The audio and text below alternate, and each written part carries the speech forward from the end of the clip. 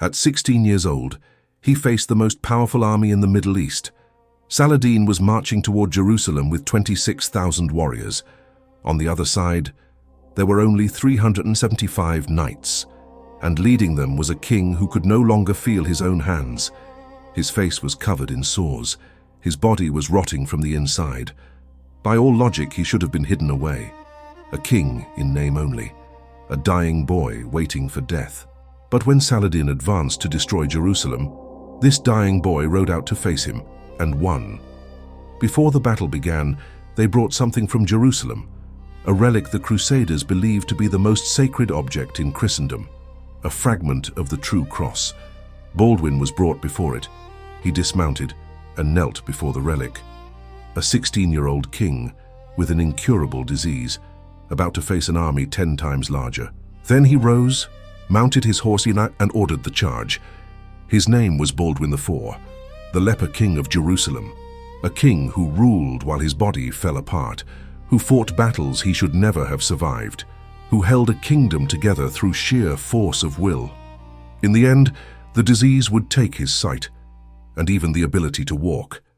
Yet he would still command armies, carried to the battlefield by his own soldiers. This is the story of a man who refused to let death define him, even while it consumed him piece by piece. Baldwin was born in 1161 in Jerusalem.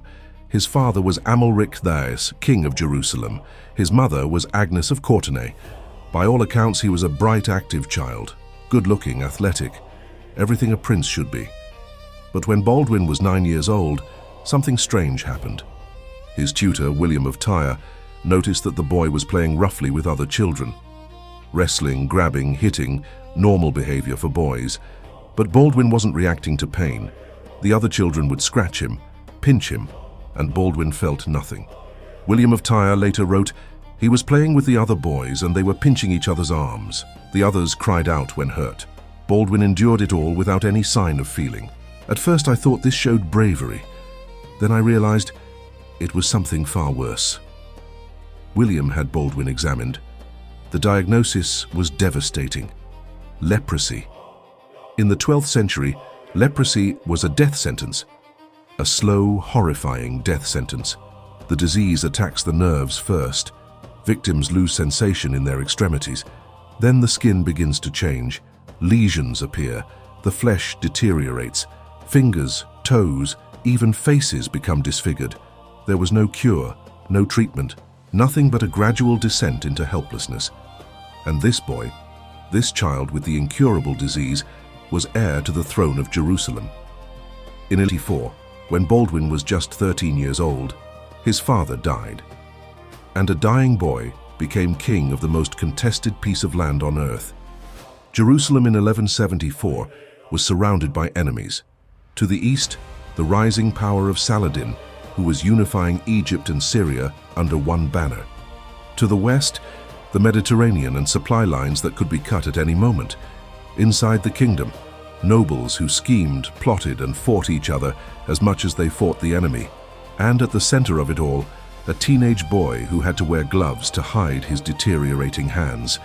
Baldwin could have retreated, let regents rule in his name, hidden from the world as his body failed. He didn't. From the beginning, he insisted on ruling himself, on being present, on leading. He studied military strategy. He trained as much as his failing body allowed. He attended every council, made every decision, and he prepared for what he knew was coming. Saladin. Saladin was not just another warlord. He was a unifier, a strategist, a man with a vision. By 1174, he had seized control of Egypt. By 1183, he would control Syria, Mesopotamia, and most of the territories surrounding the Crusader states.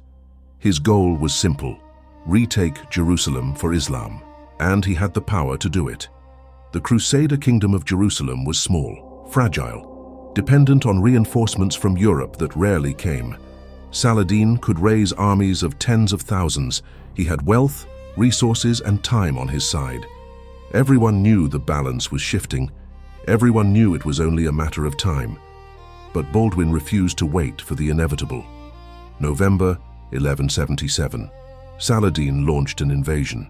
A massive army, 26,000 soldiers crossed into Crusader territory. His target, Ascalon first, then Jerusalem itself. The timing was deliberate. Most of the Crusader forces were scattered. The kingdom was vulnerable. When Baldwin received news of the invasion, he had almost nothing. He was in Ascalon with only 375 knights and a few thousand infantry, against 26,000. His advisors told him to wait, to stay behind the walls, to pray for reinforcements. Baldwin refused. He was 16 years old. His hands were wrapped in bandages. He could barely hold a sword. And he ordered his army to march. They intercepted Saladin near a place called Montgisard. But before the battle began, something was brought from Jerusalem. A relic the Crusaders believed to be the most sacred object in Christendom. A fragment of the cross on which Christ had been crucified, the true cross. Baldwin was brought before it. He dismounted and knelt before the relic. A 16-year-old king with an incurable disease, about to face an army 10 times larger.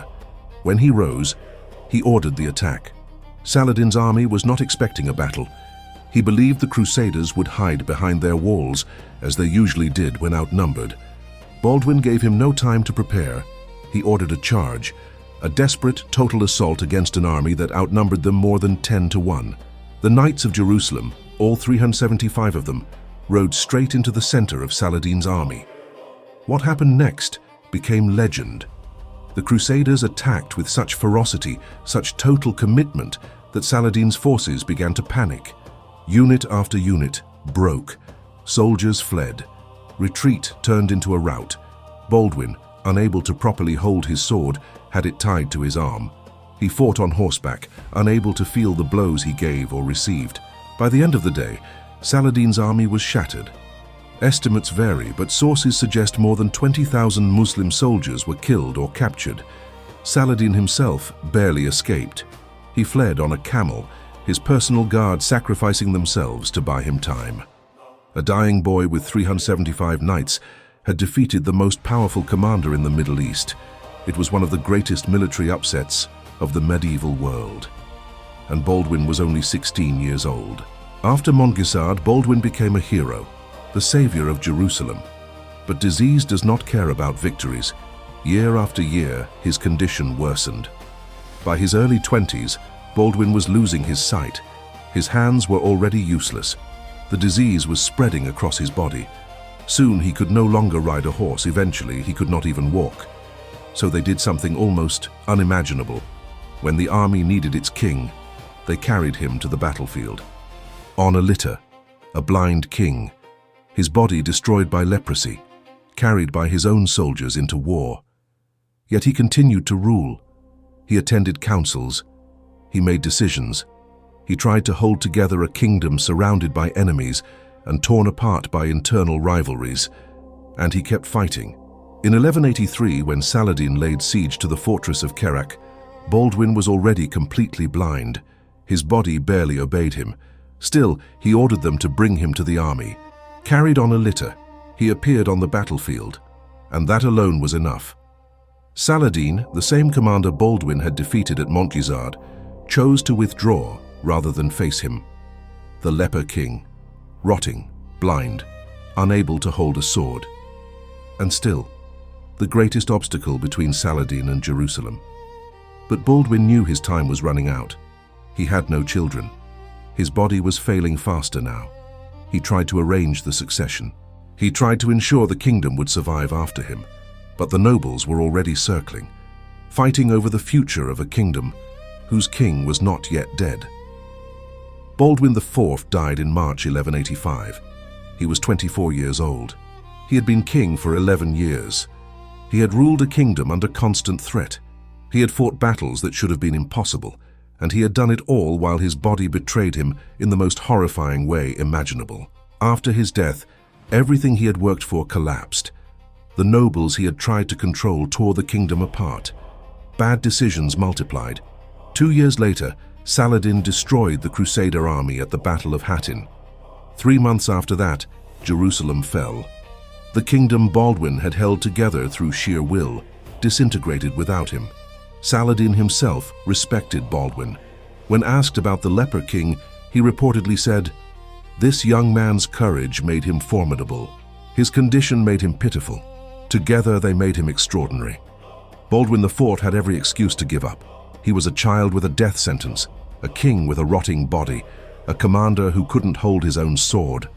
And yet he refused. He refused to hide, refused to let others rule in his name, refused to accept that his disease defined him. For 11 years, he held together a kingdom that everyone expected to fall. And when death finally took him, the kingdom fell with him, because no one else could do what he had done. Some people are given everything and waste it.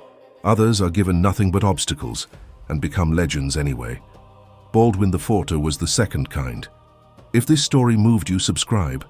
This channel is about the heroes and conquerors that history forgot, the ones whose stories deserve to be told.